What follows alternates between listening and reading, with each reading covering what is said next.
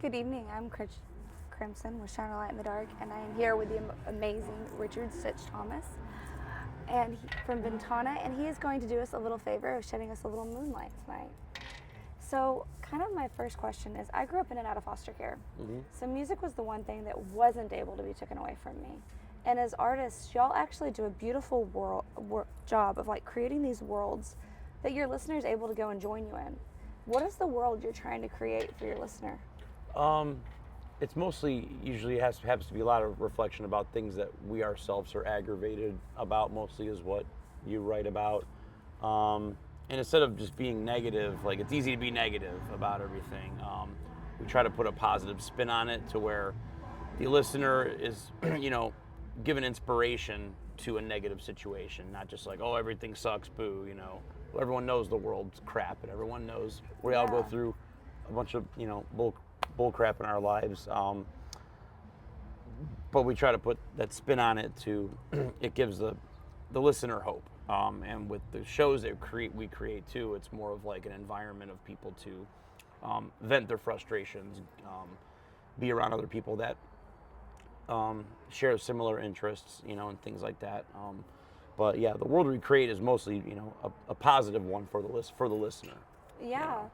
Well, it's funny because I think that when you look at it, right, like I think we sometimes label things like good and bad, dark and light, and positive and negative, but not realizing that it's just okay for us to feel. And that's one of the things I really love about the metal community is it really just expresses that it's safe to feel what it feels. Yeah. Like without judgment. Right. What are some of so like with your lyrics and like with the music you create and with that rawness to it, what really helps you, stay true to that vulnerability? Because sometimes it can be hard to just be like completely authentic yourself. What would you give advice to listeners to really help them hone in on that authenticity and their craft and stay true to the world that they were trying to create originally? It's mostly like I'm trying to really think of best way to answer that, because as a band you're always going to evolve, you're always going to change, and there's some songs that honestly lyrically mean nothing. Yeah. But the listener, like there's songs where I'm like, this song's literally about nothing. I wrote a bunch of random words that just sounded cool.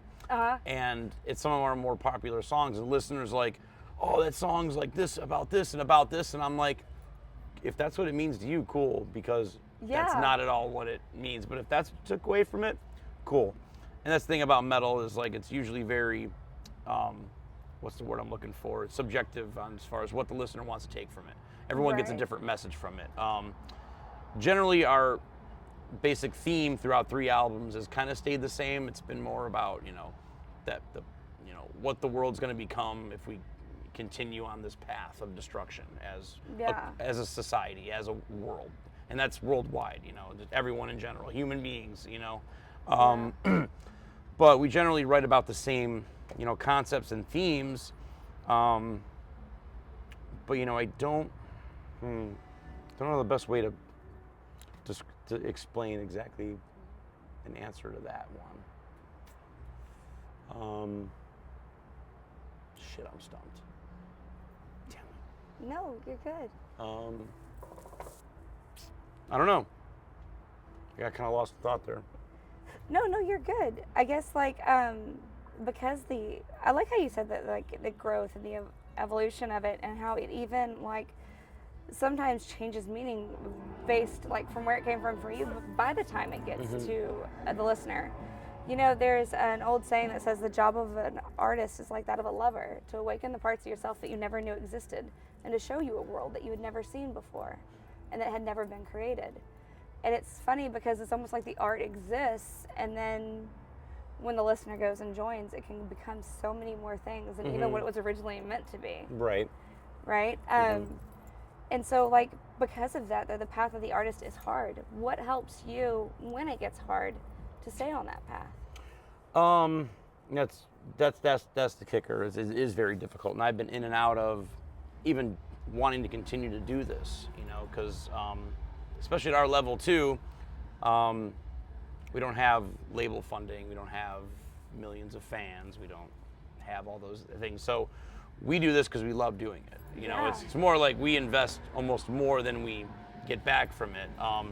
But what does keep me coming back to it is when I do go out on tour, and I'm from Cleveland, Ohio, and I get to play, you know, Austin, Texas, and I get to meet fans that are like, dude, your music meant this to me when I was 15 years old, you know, back in 2004, and got me through this hard time, and like they bring up a memory of like seeing me on a stage, and this whole conversation about how, you know, I talked to them at the end of the show and I signed their poster, and you know, and they explain how cool I was to them. Like, sure, I don't remember, but that's awesome that you have that memory, you know, and things like that are what makes me go, I love doing this, because I'm just some nobody idiot from Cleveland, Ohio, but I've been lucky to do this, to where, you know, have that connection with all these people across the world, you know, that look up to what we do. So you almost, it becomes like a responsibility then you feel of like, well, I need to keep providing music and entertainment for these people, because they get really bummed out when it goes away, because Ventana's come and gone over the years. But now I'm fully all in on trying to make it work, and linking back up with Waylon and A Killer's Confession, and taking notes of what he's been doing to break his band to that level. I'm kind of following a similar path to get Ventana the attention that it deserves, because I feel like way more people would latch onto it and would enjoy it, the music. But we're just doing it all DIY. You know, there's literally no help. So, but yeah, what keeps me continuing to do it is the fans and the connections I make with people, you know, because other than that, it's like, you know, do I want to drive around in a RV for 6 weeks with a bunch of dudes and play clubs and get no sleep and not make a lot of money? No, but I love freaking playing on stage, and I love the connection with fans, and I love that energy that you get. There's nothing like it. Right. Well, I think that's beautiful, because, like, you know, as a therapist, I'm limited by time and space, but as an artist, you're not. Like right now, somebody could be listening to one of your songs, having like a complete full-on therapy session. You know, my daughter's actually the one that drove that home for me, because since I grew up in and out of foster care, emotional expression was not always something, you know, that I was very good at. And I had my kids when I was very young. I had my son at 15 and my daughter at 17. And, you know, so she grew up not knowing how to express her emotions very well too. And one of the things she'd do is she'd be like, Mom, listen to this song. This song will tell you everything you need to know about me right now, because I may not have the words, but this does. And so I love, like, you were talking about, like, that connection that it brings, because I think even sometimes as a listener, right, it helps our brain make connections that we didn't even know, or that we felt so isolated that we thought we weren't allowed to feel, right? And I really love how, you know, over the years, like, just listening to a lot of your music back from even, you know, I think it was The Last Day was what I was listening to. Today's Last Day? Your Last Day? Yes. Yeah. That's like one of my favorite songs of y'all. I love it. I want to play that song, but like my friend Lindy from a band, what the heck's her band's name? I forgot already. I feel terrible forgetting her band's name. What the hell is her band's name? See, I'm getting old and I'm forgetting things. Gabriel and the Apocalypse. Wow. Sorry, Liz. Sorry, Lindy. She sang on that track, because I just wrote the part. And then I'm like, I feel like this calls for like a female voice, because I'm a fan of female guests and stuff like that, and like voice, you know, when you can layer and do different things like that, and not just keep it to just rah rah rah, bark bark yell. So that song was written, love the way it came out, and then we never get to play it because I don't have a girl in my band.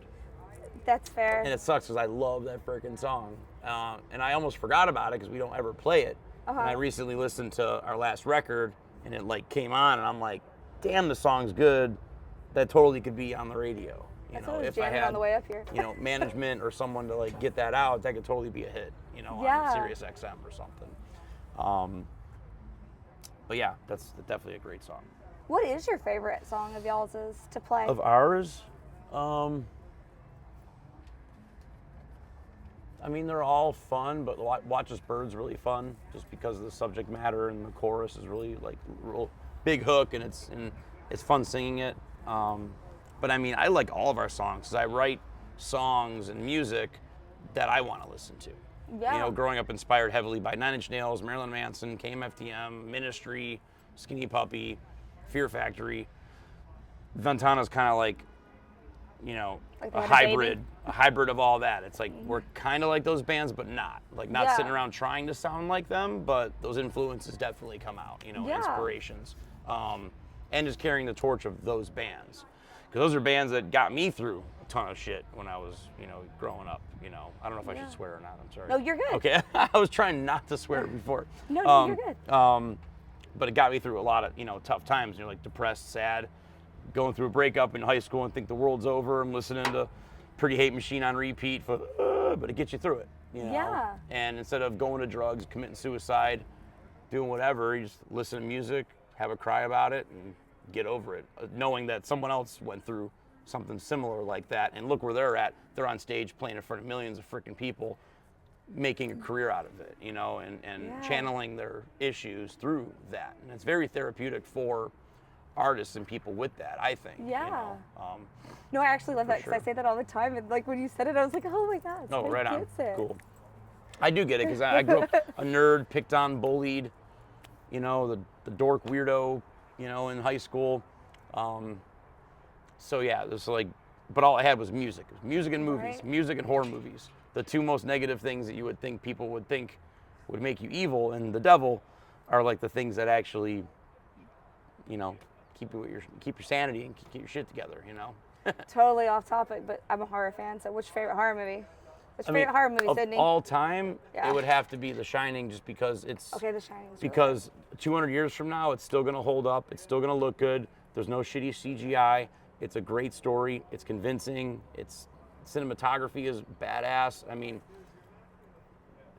I love Elm Street and Halloween and all that. But as far as when it really comes down to it, I think The Shining is like the ultimate horror movie, because that psychological realism type shit is what really gets me. And you still watch that movie and it's convincing as hell. No, that's fair, because Freddy was my favorite for a long time just because he was the scariest to me, because he could haunt me and I couldn't get away from him. Got it. But went back and looked at it and it just doesn't hold up. Like as a kid, it was like it seemed realistic enough to my mind, right, to catch into it. Like, oh, Freddy's real. And as an adult, I'm like, I was scared of you. Yeah, you're like, this is cheesy. But I like Freddy because, especially part 3 is my favorite. Dream Warriors is probably the best one because the sarcasm with the killing is what got me. Yeah. I'm a big fan of the comedy within horror as well. So like him throwing an insult, and killing you, and like that was always cool. I thought it was fun that he would just like insult you before he killed you. No, it's fair. Well, what I like about it though is it really kind of gives they say that people who've been through a lot in life, they actually gravitate towards horror, metal music, things like that, because of the way our brain gets stimulated constantly, and it keeps active stimulation the whole time. And just because we're used to kind of that faster pace, but I like how you mentioned though that the comedy within it, because I feel like that's actually what makes it seem like it's not so bad. Right. And more even it's funny because I spend all day telling my clients, be authentic, and then I'll get on the front of this camera sometimes and fuck shit up so bad, and I'm like, oh dear God, can I just edit that out, please? Yeah. But then I'm like, no, I can't, because it gives that space to just to be human, like you were almost saying, going back a little bit when you're talking about just sitting there and then realizing that this band had been through this, but then they're on the other side of it and now they're on stage, It's just kind of that piece of but they didn't have to be perfect the whole time. Right. Because I think that's kind of what stops us sometimes, right? I'm not good enough, or I'm not perfect enough. And we feed ourselves all these lies from the time we're this big, and then it scares us to take a risk on ourselves. What really helps you take that risk on yourself? And to really just kind of... I'm lucky to have a really good support system of friends and family and other people that for some reason believe in what I do. So they're big in motivating, and and I don't take compliments well. People compliment me and I get I get the anxiety. It's like, shut up, don't tell me. Don't. I suck. Don't tell me I'm good. But then people say certain things like, you're really good at this. You really need to do this. You should really get back to doing this. And with Ventana, even Ventana now, I'm fronting the band now and singing the main singer for the band now. And that's something I never thought I would do, never had the confidence to do whatsoever. But I got Waylon and J-Man, telling me, they're like, dude, you sound great every night. You're killing it. You got it. You're going to, so that's motivating for me to want to do it. Because if not, there's really no reason. And just, trying to get to that goal of trying to get some kind of success off of my band to make up for 20 some years of trying to get it to do something, and nothing never happens. It's like playing the lottery. It's like, damn, I didn't win. Gotta keep playing to hopefully, I'll get that record deal and get on the radio, and maybe I'll be on tour with Nine Inch Nails in a couple years. Like, that's what's driving me to still think that there's still a chance. I'm not too old yet to where it, can't, but I'm getting close. I got like a 10-year window. And after that, if, it can't get there by then, it's like, well, maybe it's time to figure something else out. I don't know what I'll figure out, but we're manifesting right now. It's getting there by then. Yeah. It's getting there. But I feel like with what's going on right now, like I said, the people around that are, very positive with pushing this to happen, and Waylon helping tremendously, trying to help Ventana get to where he's at, getting us hooked up with the right people. So we can experience that at a higher level, because I feel like the band deserves to be at that higher level. I just never been able to crack that code yet, because it's not easy to become, this big band. You can have some of the coolest songs ever and great look and a great show, and doesn't mean anything unless management gets behind you and you got money to push yourself. It's difficult. Luckily, with, again, the metal community, you'll always have a hardcore underground dedicated fan base until you die. Like, you'll always have hardcore fans. Like, this whole tour has been full of like people that have just been diehards that haven't gone to a Mushroom Head show in years, but they heard that me, Waylon, and Jay and Dan were going out, and they're like, I gotta go because that was the era that I loved, and I haven't been to a show because I'm 15. I don't go to shows anymore, And a lot of people are like that, but they're coming back out again because it's reminding them of something they lost. And even though Mushroom Head's awesome, going to be awesome forever, and they are what they do, there's a lot of people that they latched on to our certain characters in that era, and they found a connection with there. And then those people are gone, then you kind of just like, well, no, I don't like this version, so they just stop, going. And I'm guilty of that too with certain bands. They get a different singer or change members, and it's like, it's good, but it's not the same. I'm going to leave what I liked in the past and move on, to something else, One of the things that you said that I thought was really beautiful was, well, number one, all of it, and just that last piece though that you were talking about, like moving on, is, I used to think that I was a follower of music, but I found out that I'm a follower of souls. And like, it's almost like the energy of the music changes sometimes when you get a different person. Like, you can almost, because I feel like you can feel the band. Yeah. Like you can feel the energy that they're giving off, and like, because I believe that, essentially it's kind of like that transference of energy, like even from the stage to the crowd, right? Y'all are, it's giving that energy back and forth. And that was the piece that I thought was beautiful. Was too is that like, even to see you struggle with confidence, but still be that badass that pushes itself up there, and be like, I feel like there's something so human in that viewers could really take from that, because I think that a lot of us struggle with that confidence, but then we almost miss the step that you're taking, right? That step that's like, okay, well, how can I actually bring this into reality now? Right. But I think that was beautiful though, that when you were talking about that confidence, just because I feel like it makes a lot of us feel so much more seen and heard, and like, y'all do that a lot with like a lot of your lyrics. And I kind of wanted to ask you, like, even at its core, like just basis, what is music to you? Wow, that's a pretty heavy question. What is it to me? Like, what does it mean to me, or what? Like, I mean, all of the above. Jeez, man.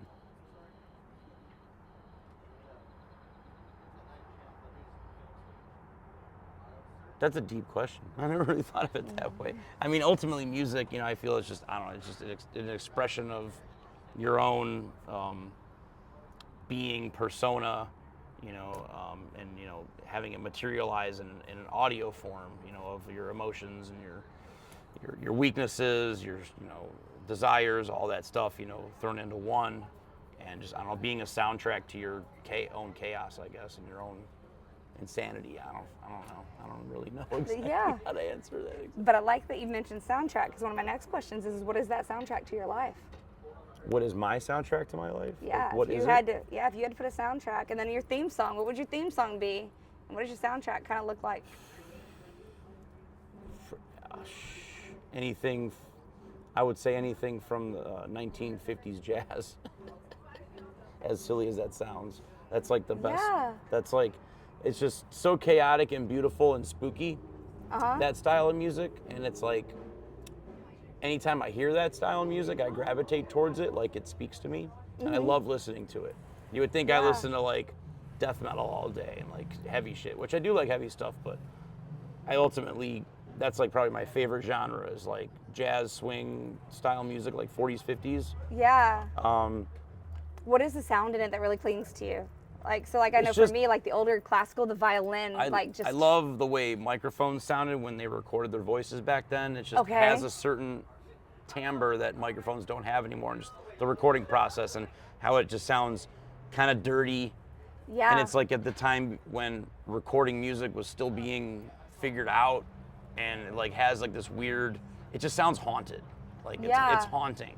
And I don't know, it just speaks to me a lot for some reason. Like I love just putting it on and I'll listen to it for hours and just background music because it doesn't distract you. It kind of can just be there. Yeah. There's something beautiful about a haunting melody, I feel like. I feel that way sometimes about like the piano with the violins played like in that kind of more melodic, but like melancholy, kind of just like, Yeah. there's just something about it that tickles your brain just like in the right places that you didn't even know you needed. Yeah. So kind of with jazz being that one that like you really drawn to, what was kind of that inspiration that made you, like when did you first realize a musician was who you wanted to be and that was the path that you wanted to follow? Was that a primary influence or? It was probably when I saw Marilyn Manson for the first time on a Smells Like Children tour in 95, Okay. 96 it would have been, and Awesome. saw him for the first time in a club size of this, you know, and it was right before he blew the hell up, you know. Yeah. But seeing that on stage, being 15 years old, a nobody, outcast, not knowing my place in the world, and then I see Marilyn Manson as this dude that's just all weird and shaved eyebrows and fishnets and like writing this insane music, and the stage show's crazy, and I saw him perform, and I'm like, I remember thinking to myself, I'm like, this is what I wanted. That is who I want to be. I want to be you. I want to be that guy. Not be you, but do exactly what you're doing. The entertainment portion and being able to do for what he did for me, for somebody else. Right. And to pass that along, you know what I mean? And do the same thing that he did, inspire others and, you know, be a voice for someone that might be lost. Yeah. And he definitely was. As much negativity as Marilyn Manson gets, I mean, he inspired so many freaking people. Right. You know, and in a positive way. I completely agree. Yeah. I feel like he got a lot of negative rap, but like at the same token, like everything he did was breaking all the social norms, and it was really showing that you could break these social norms, and the apocalypse didn't happen. Yeah. Like you're being told to do all these damn things, but like, why are we following in line? And so I really loved that he not only was that powerful stage presence that, I mean, he commanded the stage completely, and gave you one hell of a show, but also that he was trying to break your mind out of these boxes that we have put ourselves in with all like these little spaces, you know? And so I think that's really cool that was like, so when you first like started, did you know you always wanted to be a singer, or what did you want to do? What did that look like? So in my head, like I always wanted to be the front man. Okay. But I could never vocally do it. You know what I mean? I could do enough to like do backup part here or whatever, but so like I started by getting into sampling and DJing, keyboards. So I was that guy in bands forever, like the DJ, and then in Mushroomhead, you know, doing stuff like that and sound effects and things like that. But because that's just where I felt like that was all I could do. Couldn't play guitar, couldn't play bass. Just seemed too complicated, too difficult, and too much work. You know, as far as like, oh, you gotta always buy strings, and it's just like such an expensive instrument to pick, especially drums. My drummer Dan, it's like every 4 days he's got to spend like $600, $700 on head sticks, and it's like, F that. I buy one microphone once, and that's it and I'm done. until it dies, you know. But yeah, so I was fine just being, you know, backup singer, producer, songwriter, keyboards live and just let someone else be the front man, like, because you're way better than I'll ever be. You do it. And then through all these changes now of my singer in Ventana, Scott, is also the singer of Mushroomhead. Yeah. So now I'm not in Mushroomhead anymore. He's still in Mushroomhead. Mushroomhead's still touring a lot. Now I'm having to share my singer. So I feel like, I get a tour booked and I'm like, hey, I got this tour booked. And he's like, I can't do that because Mushroomhead's got this and he can only get so much time off work. Yeah. So it put me in an unfortunate spot where I'm like, okay, and now I'm in a position where I can make Ventana work and now I can't have my band. So what do I do? Do I give up? Do I sit around and wait 5 more years until all these people can tour? Or do I just find another solution and move forward? And it was one show Scott couldn't do, and it was with Static X, because it was 2 Static X shows in Flint, Michigan at the Machine Shop. Okay. And we're friends with that whole camp between Dope and Static X. My drummer Dan works for Static X, plays in Dope. So we're tied with that. So they were flying in for this show. They needed a backline, all this gear, because they weren't bringing anything. So they're like, hey, we'll put you guys on the show, direct support to Dope and Static X, 2 days in a row, just bring us a backline. Yeah. And and we're like, that's a sick opportunity. Both nights are sold out.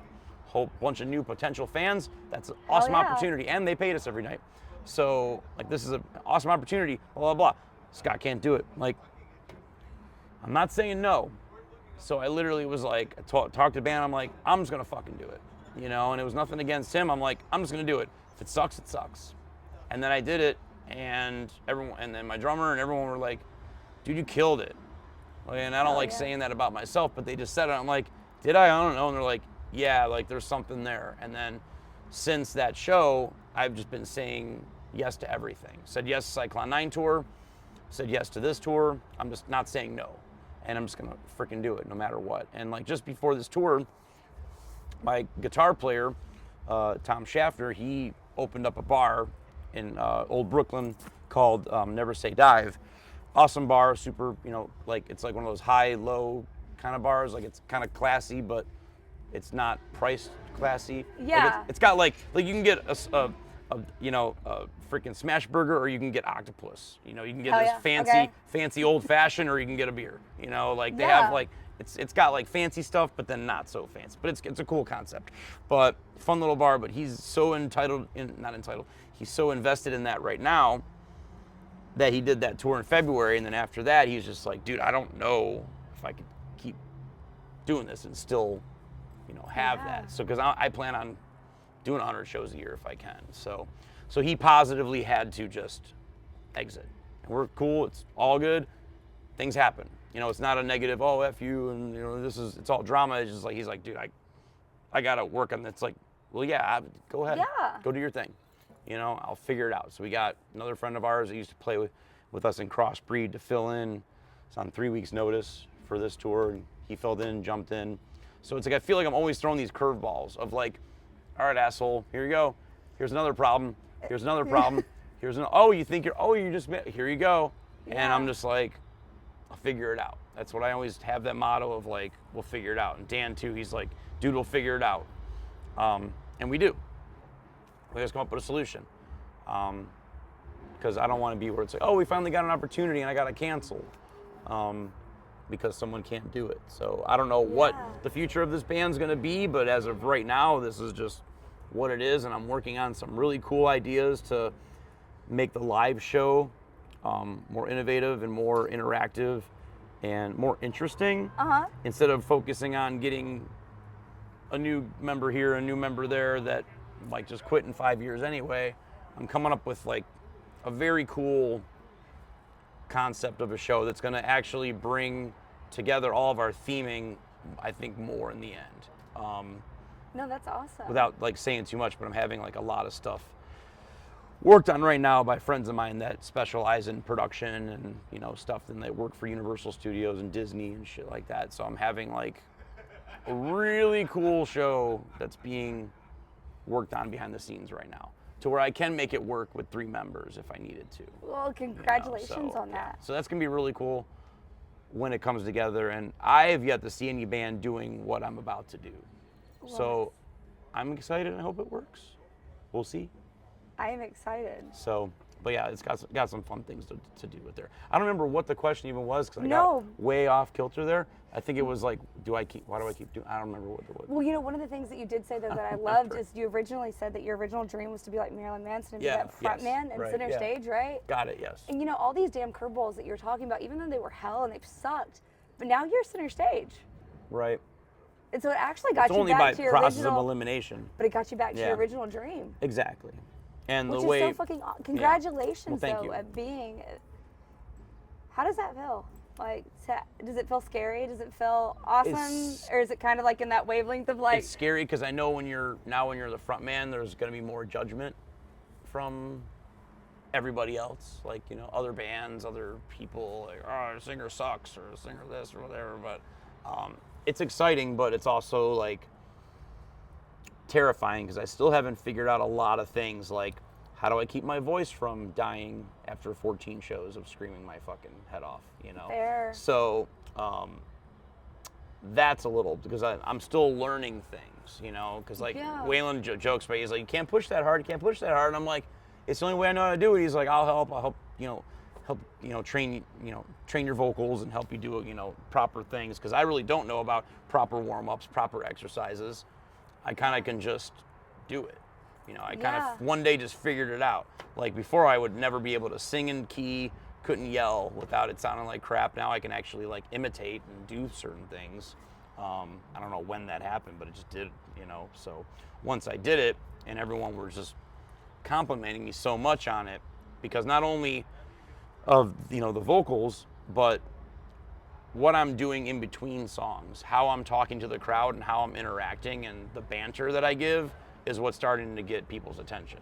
Yeah. Because I'm turning it more into, I'm Bill Murray up there with a metal band. Hell yeah. I'm Rodney Dangerfield with a metal band. Okay. And I'm very much banter and like hazing, razzing people and like making jokes, making them laugh. Because what I see is like, they might be kind of into you. There's a handful of people in the crowd that I can tell heard of us that are going off. Some people are kind of into it. A lot of people look bored. But then I start cracking those jokes and doing those things, and all of a sudden I got them all. Yeah. And now I've gone and grabbed them, and I have had people message us saying like, wow, really, your music's really not my thing, but like, man, that was entertaining as hell. And I've never seen a front man I loved that show. Like, razz people so much and do that kind of thing and like interact with the crowd. So that's what I think is gonna help make us stand apart moving forward in this direction. Well, I think that's beautiful because it sounds like it's, you know, even like you're talking about like the kind of, you know, right before it in the serial killer movies, right? Mm-hmm. Like, or in horror movies, right? Like right before there's that comedic kind of depth to it, and then you're even kind of bringing that personality of what you really love onto the stage and to really like pull and draw people in. And I heard at the end of like the last conversation we were having just a minute ago, you had mentioned that you were working on a couple of cool new things. Am I allowed to ask questions about that, or is that like on wraps? I mean, it's not like, oh, because I don't want to ask any questions. Because I totally want to be respectful of what you're trying to keep private right now. It's not like, oh, it's this top secret thing. But I don't want to say too much, but I'm coming up with a different solution than having human band members. Okay. Yeah. Can I ask what you're the most excited about? Is that too? Like, about this? About anything upcoming that you're really working on? What to you like really has that fire in it for you right now? Well, I mean, I'm excited to, when we get off this tour, work on finishing our new record. Because we've had tons of songs sitting around from the last record that never got finished. So finishing that, and I'm honing in and going to work with a producer that works for a lot of bigger bands and do like 2 songs with this producer to see what happens. So to say, hey, this is our style, this is what we do, here's our thing. How do I make this work for the masses? Yeah. You know, how do I help me write a better hook? Help me do whatever I have to get to I need to get to level 2. I'm at level 1. I need to get to 2.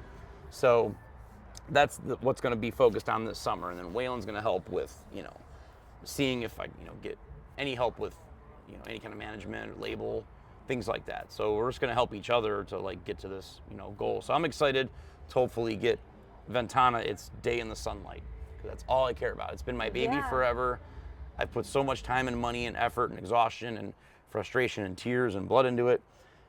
I would love for it to freaking take off, and actually make something. Even if we don't become as big as, 9 Inch Nails, at least make somewhat of a dent to be maybe as big as Power Man 5000. I don't know, just try to get to a certain level where our name holds its spot on the rank of bands, over time that actually did something cool. And there's footage of all the cool shit we did on the internet living forever, even though we're dead, leaving that mark is what I'm, hoping for. Because I've always wanted to do something that mattered.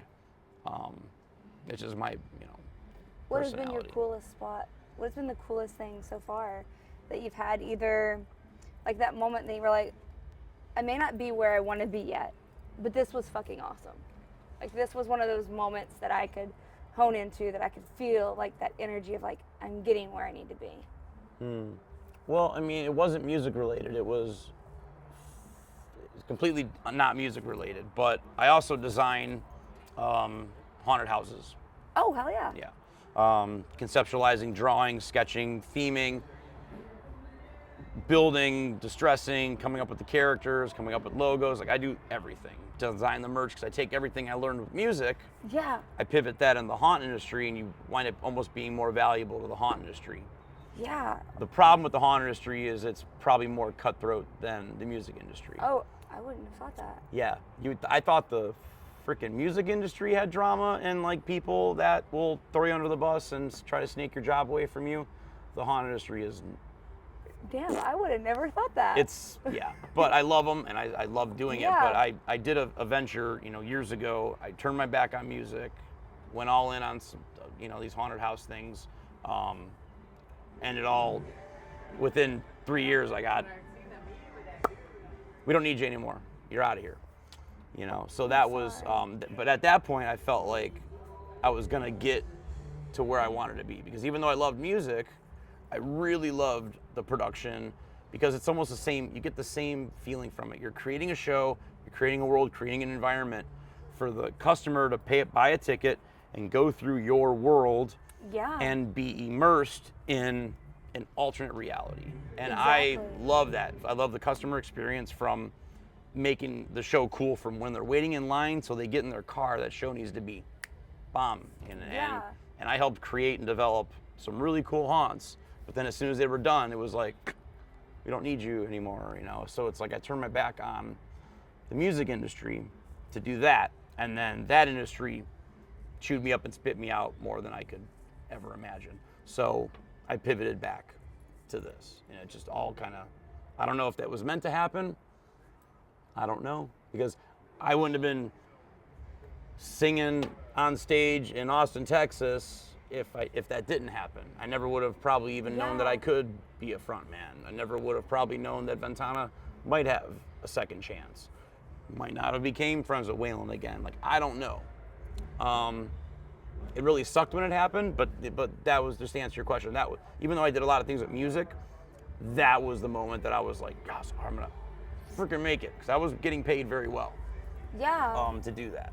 And I'm like, cool, well, I can't do music forever. I could do haunted houses forever. I could be 80 years old and still designing. And I could still design and direct and tell people what to do, but I can't go on stage and bang my head at age 55, 85 and, do crazy shit, So eventually I know that this time, this hourglass of music has a time limit, unless you've already become established and you're a multi-millionaire and you can afford to do this.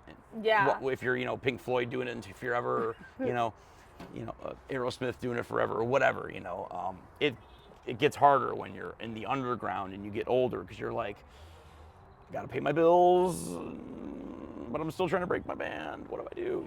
So it becomes very tough. So it's the labor of, you love doing it, and what you make, back really is kind of secondary, because the reward of the show and the crowd yelling and people singing and buying your merch and like all that's such a high that it's more important than the monetary aspect of it. So well, I'm so excited though to see you back on the road and like really trying to give Ventana that chance to shine. And it sounds like it's been a labor of love like this whole time, but that you're really trying to fight your ass off essentially to make sure that it takes off wholeheartedly. And that was kind of why I was asking in the beginning, right? Like, what helps you like hold on to that? Because sometimes it can be like, it's love, right? But sometimes even love is draining. Yeah. Because it's hard. Right. You know, they don't call it labor for nothing, right? And, Yep.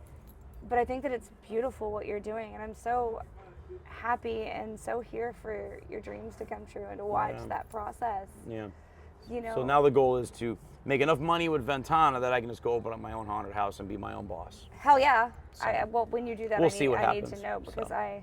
I drive them crazy all Oh, yeah? Halloween time because I'm like, where's the coolest haunted house? Well, around here it would Where's be one House. that's It actually would be good? House of Torment around here Yeah. because I'm friends with those guys and the 13th floor people and all that. So they have some of the best haunts like Yes. in the country, and that's what actually inspired me years ago to go. This is what I want to do: is build these immersive worlds and entertain people because it's this again. It's the same thing as putting on a show. I wonder if there was even a way to make that immersive world into the music. If there was a way to like kind of merge those immersions. Sorry, Yeah, I don't know. The whole time you were talking about that, my brain was like, how can those be like? There's got to be something, right? Yeah. But no, I do want to make sure I honor your time. Is there anything? So actually, before that, is for those who haven't heard of Ventana, what would be the first song you would recommend them listening to get a taste to learn? I would say life expectancy. That one always seems to grab people that never heard us. Okay. Because there's the beat and the chorus, and Your Last Day is a really good one. Watch Us Burn. That one was on the Saw soundtrack. Yeah. Yeah, those songs and everything of ours is on Spotify and Amazon and all the usual things. And our website's ventanaband.com. Our merch is on there. But yeah. And what else do you want fans to know that y'all are currently working on? New music, an amazing stage show that's going to debut probably the end of this year. That's all getting completely reimagined, and I'm excited because I Don't want know when the next tour will be with it? Yeah, but Ventana won't be touring for a minute because I got Killer's Confession to do all summer, and then I still do some consulting and some work for for 2 different haunted houses in Ohio. I do that in the fall, but it's not as much of an investment as I had made with the other stuff, but it's still just keeping my brain moving with still being into Halloween stuff, and I still love, being hands-on with creating. I gotta always create. I'm like weird. Yeah. I'm a weirdo. If I'm not holding a can of spray paint and doing something, like I need to always be making something. That's awesome, though. But yeah, I'm very excited to debut that live show because people I think are gonna be like, what the fuck is this? Like, it's gonna really catch people off guard. Oh, I'm excited And for I it. wish I could have it now. So, because it's like the version of the band now, I'm pretending like none of this is gonna happen because you don't want to incorporate everything until it's done and ready. Yeah. But it's gonna be pretty awesome. I'm excited for that. You said it debuts at the end of this year, right? Something like that, yeah. Oh, hell yeah. I'm Because living some for of the it. things I'm having made and created are gonna take quite a while. Oh, that's fair. Yeah. Some of the things just to make it actually come to life, to Yes. bring that world, Yeah. essentially. That's amazing. Yep. I'm excited for that, though, and I'm really excited to see what happens at the end of this year. Yeah, me too. And thank you so much for your time. Thank I you. truly appreciate your you. time and conversation. Yes. I appreciate that you gave me like awesome questions and not just like typical standard, interview talk. Oh, yes. Mostly these just turned into a bunch of mushroom head questions. Really? Yeah. And I'm just like, I don't know. Haven't been in the band for 5 years. It is what it is. Well, it kind of falls back on what I said originally. Like, I used to think I was a follower of artists, but I realized I was a follower of souls. And I feel like as artists, y'all get those questions all the time. Like, I want to know who your soul is. Who am I following? What's that soul that I'm following? And I'm trying to, I try to give the audience that other side that actually gives that connection to the human, right? Because there is this artist that's larger than life on the stage, but then there's also the soul that's there that's kind of experiencing a lot of the same things we did, and they've overcome it. And so they really just become this like pure source of inspiration and power. And then when we realize that they've fallen and they've stumbled and they stubbed their toe on the way up too, or even like confidence, right? Then all of a sudden it becomes like, well, so you mean to tell me if I stub my toe, that doesn't mean I have to stop? or because I fuck up one time, that doesn't mean it's the end of the world. Yeah. Because I think that we always look at bands and stuff when they're here, but like we don't realize that here was hell. Oh yeah. You know? Oh yeah. Yeah. And so, And some bands are stuck there forever in that hell yeah, of trying to make their dream work, you know? exactly. And I think that on the outside perspective, they look at it as so luxurious, but it's like, no, like these bands, like in order to give you that inspiration and that part of their soul, that's not easy. Yeah. And so I kind of try to, what my intention is to kind of let people see who you are as a soul, so that they could see you. Cool. Awesome. Does that make sense? Yes, it does. Absolutely. That was totally a long way of saying I that. totally get what you're saying. But I appreciate you, and I really do. I appreciate honor you. your Thank time. you very much. Yes, thank you. What's this? Just one question. Oh. Okay. You recently switched over from keyboards and Ventana to fronting the band. What position do you prefer, or what position do you have the most fun actually doing? I mean, just by everything that I described earlier, it's obvious that being the front man is way more entertaining, because now I have a microphone and I have the control, and now I don't have to tell a singer how they should be acting, 'cause that's always how I felt I was always doing, like having to tell, like, hey dude, talk between this song or say something like this, and like, okay, and then they don't do it or they forget, and it's like every day I'm writing in my notebook, like, all right, if I see someone like this, I'm gonna do this, and I'm like, Right. I'm like kind of writing out what my shtick's gonna be the next day, you know? I like that though. Because I don't want to be the guy that's going on stage and it's like, what's everyone, let me make some noise, and that's all you do.